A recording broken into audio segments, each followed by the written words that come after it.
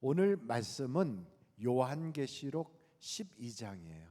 참 여러분 다음 주에는 요한계시록 몇 장 할 것 같아요? 13장. 그러니까 미리 읽어보고 오시면 훨씬 더 도움이 되겠지요. 12장을 보면 두 가지 이적이 나와요. 그 1절을 한번 보실까요? 같이 한번 읽어보겠습니다. 시작.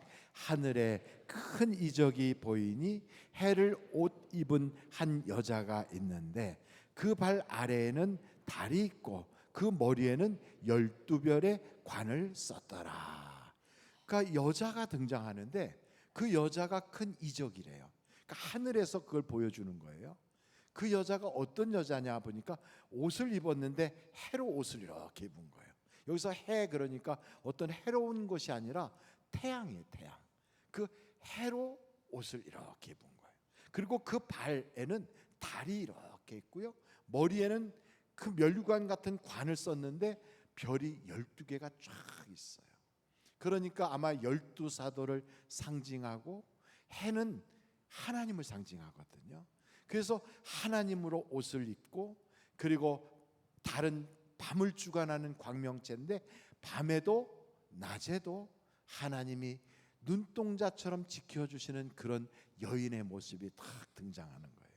그런데 이 여인이 특징이 있는데 아이를 지금 임신 중인 거예요.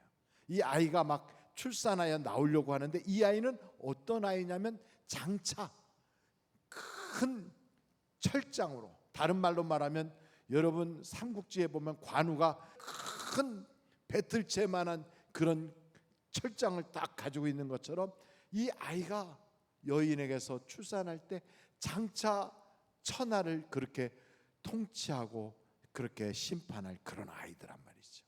그런데 또 이적을 보여주는데 어떤 이적을 보여주냐면 용이 아주 시뻘건 용이 탁 나타났는데 머리가 몇 개예요? 7개예요. 뿔은 몇 개? 10개. 거기다가 면류관을 7개를 쓴 이 용이 낼름낼름 해가면서 그 여자 앞에 딱 버티고 앉아가지고 여자가 아이를 낳기만 하면 잡아먹으려고 딱 있는 거예요. 와, 여러분 그 모습을 딱 보면 지금 이게 위기예요? 위기가 아니에요. 위기예요. 아슬아슬하단 말이죠. 그래서 이 여인은 도대체 누군가 하고 살펴보니까 여러분 마태복음 2장으로 한번 가겠어요.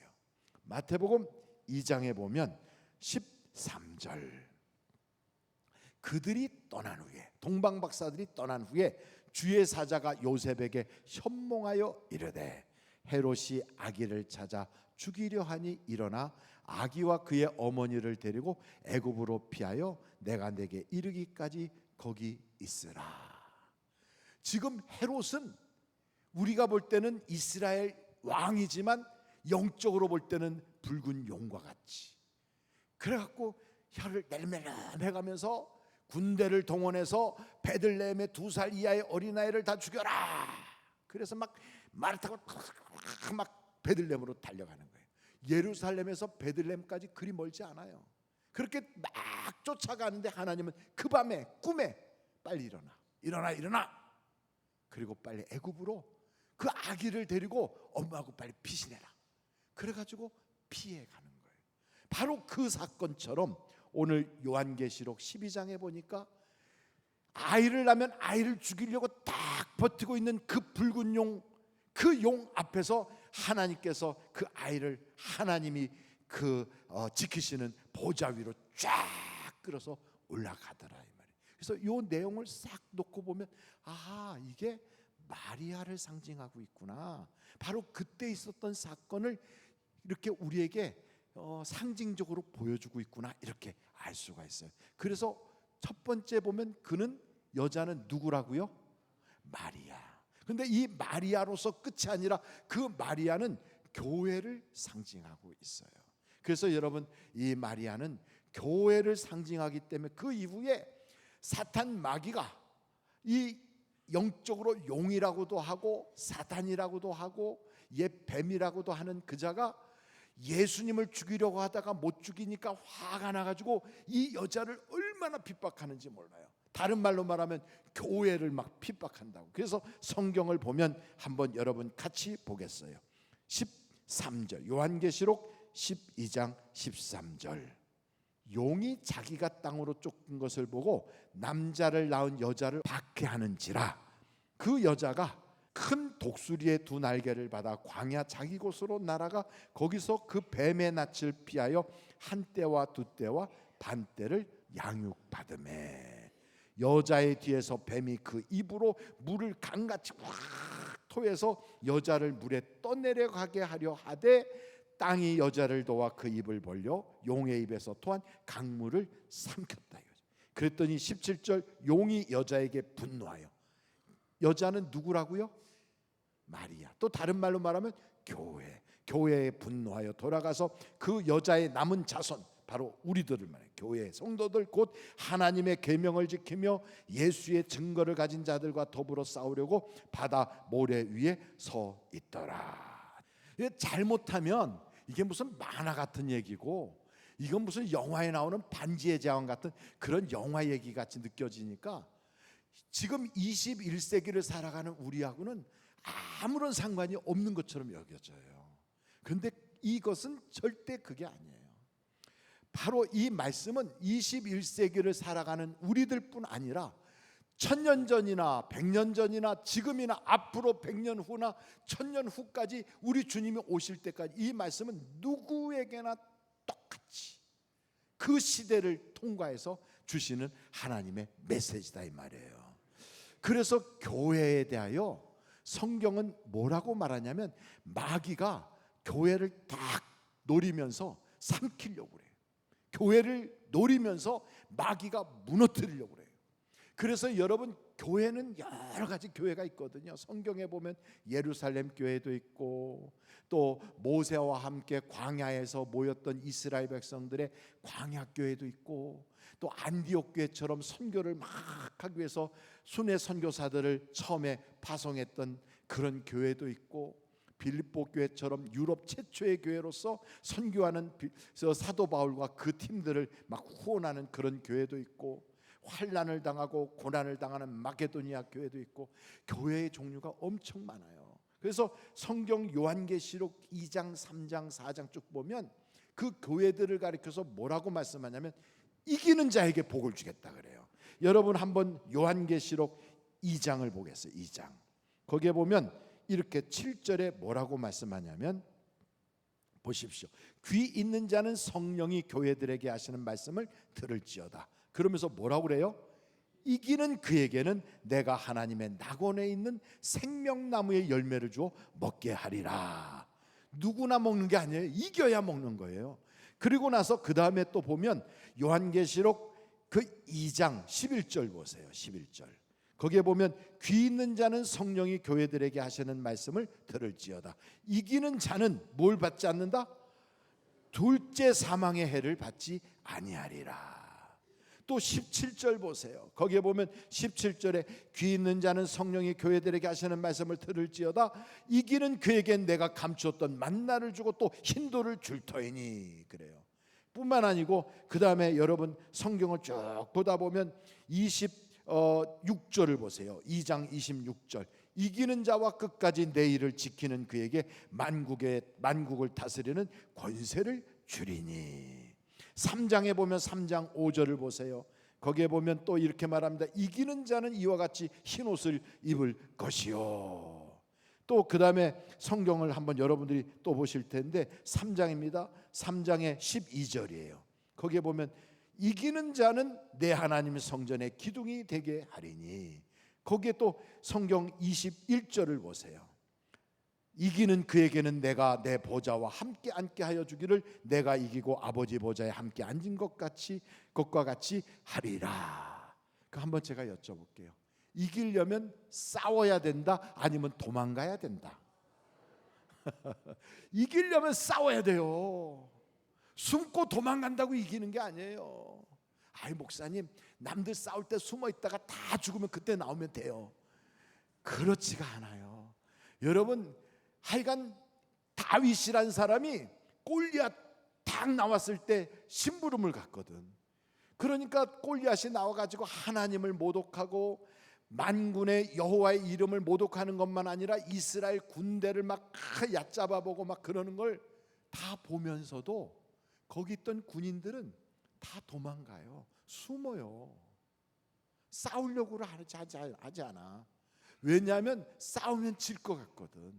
싸우면 손해볼 것 같거든. 싸우면 자기에게 불편해질 것 같거든. 안 나가, 안 싸워. 그리고 피해. 그런데 그 싸움에 다윗은 뽑힌 것도 아닌데 자신이 나가요.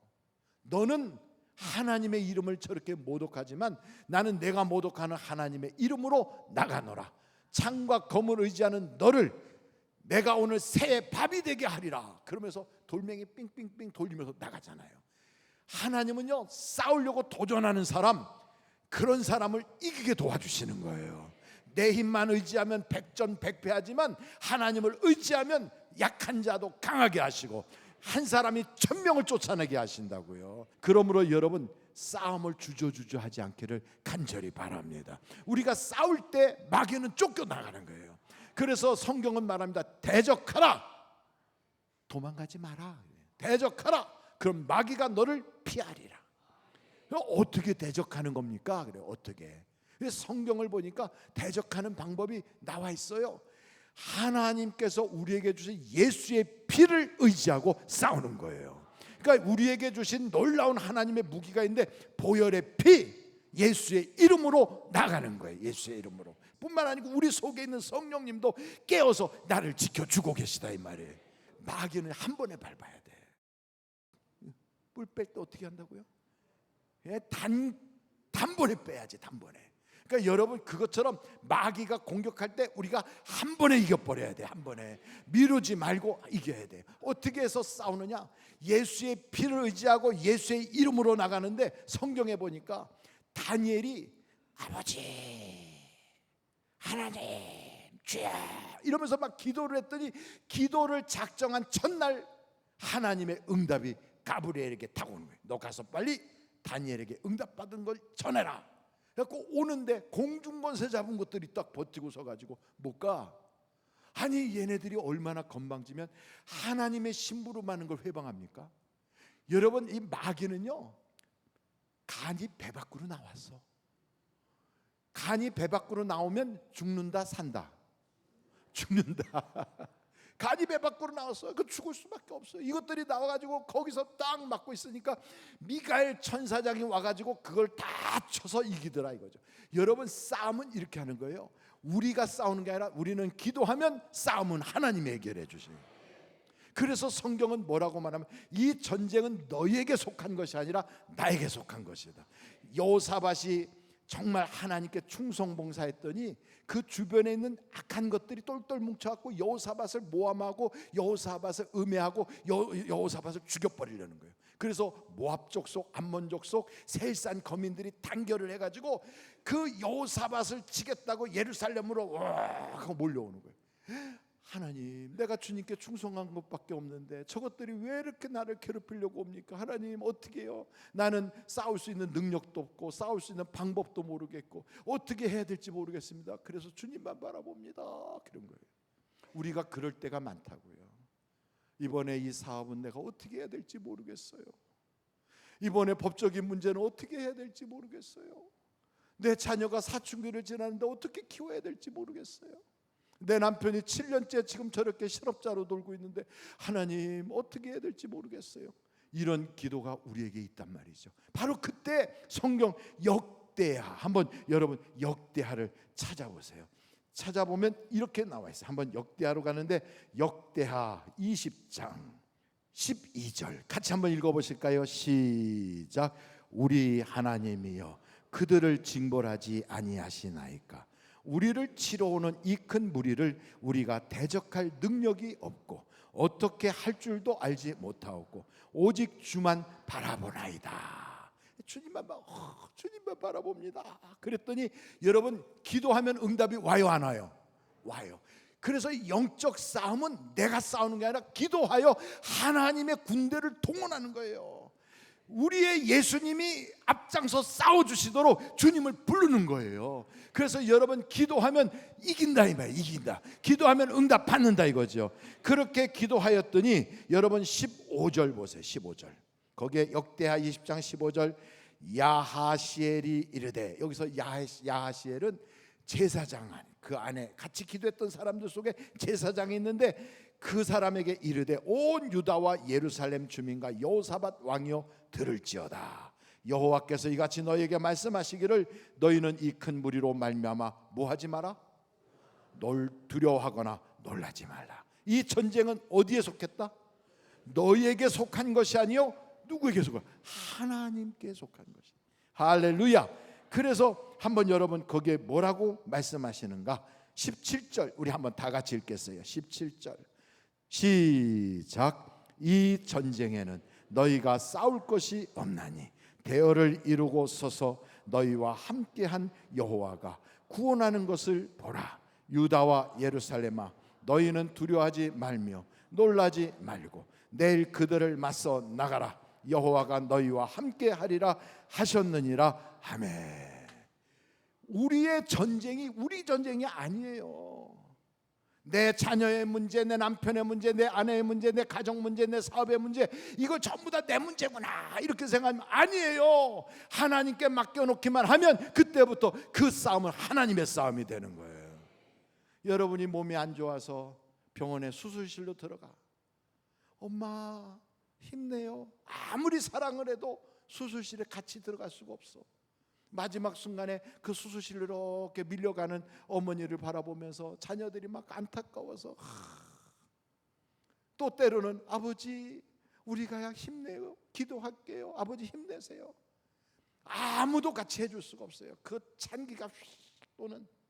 그리고 거기 있는 사람들이 자기 일로 막 바빠서 휙 다니는데 거기에 탁 가서 누워 있으면, 그러면 의사 선생님이 딱 와갖고 마취 주사 딱 놓으면서 자 어떠세요 하는데 점점점 의식이 가물가물해지면서, 그러고선 깊이 잠이 들 때 내가 눈을 못 뜨면 어떻게 하나, 이 수술이 잘못되면 어떻게 하나, 과연 이 모든 종양이 제거되지 못하고 그냥 혹시나 다른 데로 전이됐다 그러면 어떻게 하나, 이런 두려움과 염려 속에서 이렇게 누워 있을 때 아무도 나와 함께 해주는 사람이 없어.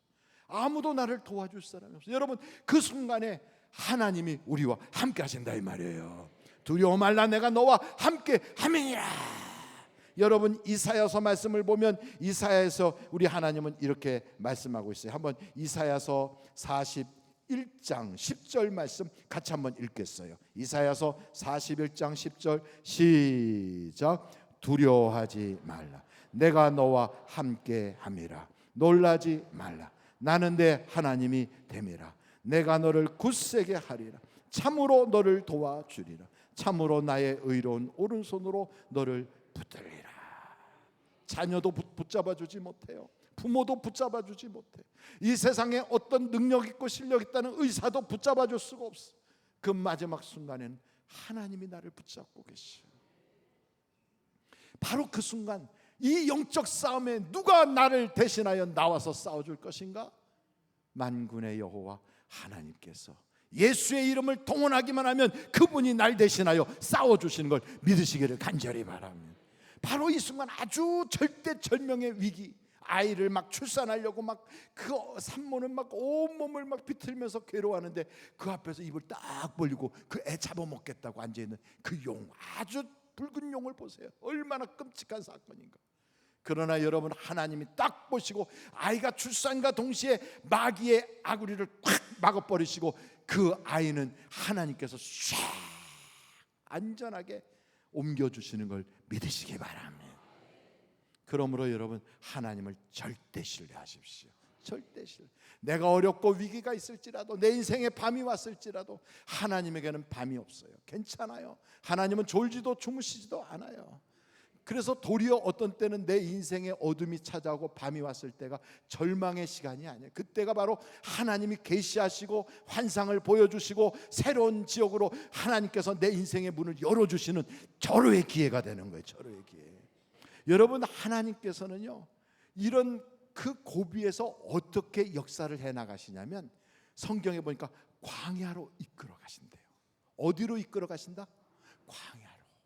그러니까 오늘 이 성경을 보니까 이 여자도 그런 어려움이 있어서 그냥 그 자식을 어떻게 해보려고 막 몸부림칠 때 하나님께서 그 여인을 광야로 피신을 시키는, 광야로.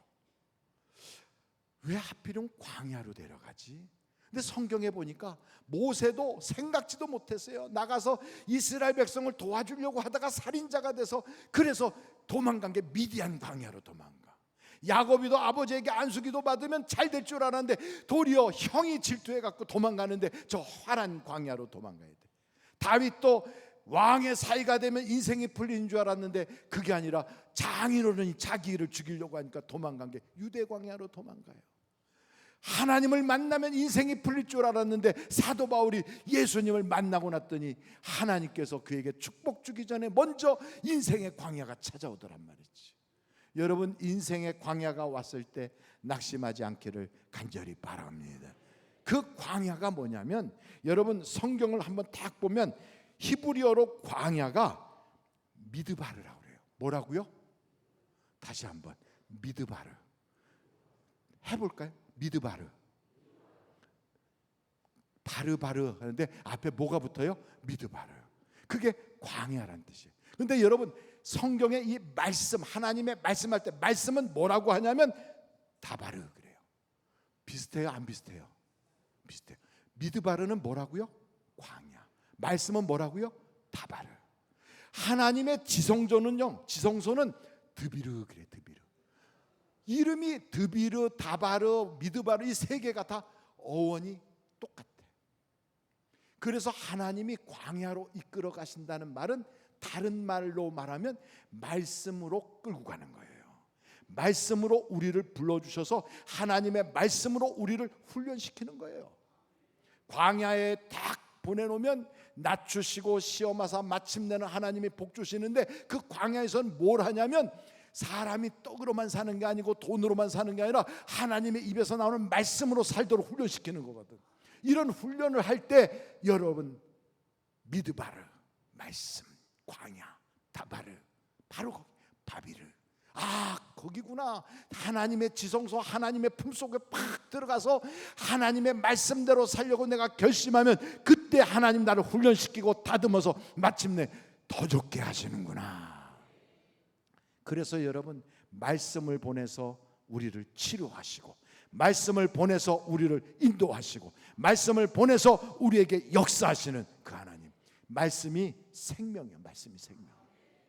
그래서 여러분 성경 말씀의 그 많은 구절 중에 내 인생의 어려움이 찾아왔을 때 말씀 한 구절만이라도 딱 붙잡고 하나님 내가 이 말씀을 이루게 해주세요 하고 버티면 그 말씀을 가지고 하나님이 막 열어주시기 시작해요. 우리 예수님의 전 생애를 보면 우리 예수님은요 아주 그 쉐마라고 하는 그 말씀 가지고 우리 예수님의 전 생애를 살아가셨어요. 그 쉐마의 내용을 보면 여러분 한번 같이 찾아보시면 좋은데 신명기서 한번 보세요. 거기에 보면 6장에 6장 신명기서 6장 4절로 5절 한번 보세요. 같이 한번 읽겠어요. 시작. 이스라엘아 들으라. 우리 하나님 여호와는 오직 유일한 여호와이시니 너는 마음을 다하고 뜻을 다하고 힘을 다하여 내 하나님 여호와를 어떻게 하라? 사랑하라. 하여간 하나님 사랑하는데 그냥 마음을 다하고 뜻을 다하고 힘을 다해서 살아. 그러다가 예수님보다 돈을 더 사랑. 아니야 이러면 안 되지 하고 다시 하나님 그러다가 갑자기 자식 사랑이 더 커져. 아니야 이러면 안 되지. 하나님을 사랑해야지. 어떤 때는 그러다가 자기만 돈만 쾌락만 세상 것만 막 마음이 들어오면 아니야 이러면 안 돼. 그러고 넘어졌다가도 또 일어나고 실패했다가도 다시 시작하고. 여러분 훈련이란 뭐냐면 반복 계속 그 일이 될 때까지 그것을 할 수 있을 때까지 반복.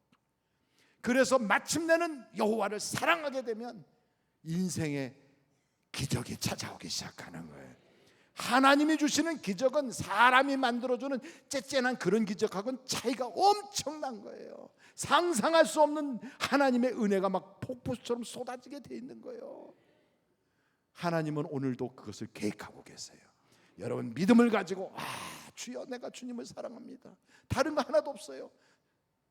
성경에 보니까 신명기서에 보니까 모세도 내가 여호와를 사랑하나이다.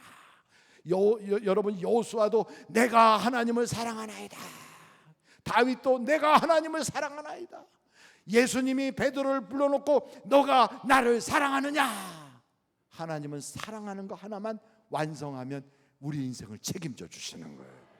오늘 여러분 그 말씀이 여러분의 인생의 말씀이 되어서 하나님, 나는 이번 주에 하나님 사랑하며 살겠어요. 어디로 가든지 뭘 하든지 내 생각대로 살지 않고 내 욕심으로 살지 않고 나의 경험으로 살지 않고 하나님을 의지하면서 하나님 사랑하는 마음으로 살겠어요. 이 결심이 딱 서면 하나님이 그거 하나만 보시고도 여러분의 인생에 폭포수같이 쏟아주시는 축복이 넘쳐날 줄로 믿습니다.